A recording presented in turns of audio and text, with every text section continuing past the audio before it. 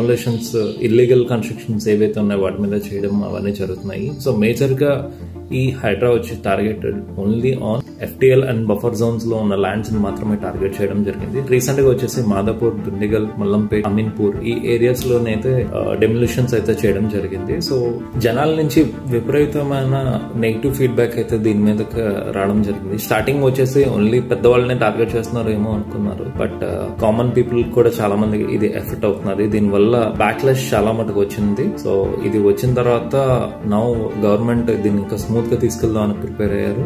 So నిన్న రంగనాథ్ గారు కూడా ఓల్డ్ ప్రాజెక్ట్స్ లో మేము ఇంకా ఎంటర్ అవ్వట్లేదు, న్యూగా కన్స్ట్రక్షన్ చేస్తున్న ప్రతి ప్రాజెక్ట్ ని మేము ఒకసారి పరిశీలించి వాటిలో బఫర్ జోన్స్ కానీ లేదా FTL లో అండర్ లో వచ్చినవి ఏదైనా ఉంటే మేము డెమోలిష్ చేస్తామని చెప్పడం జరిగింది.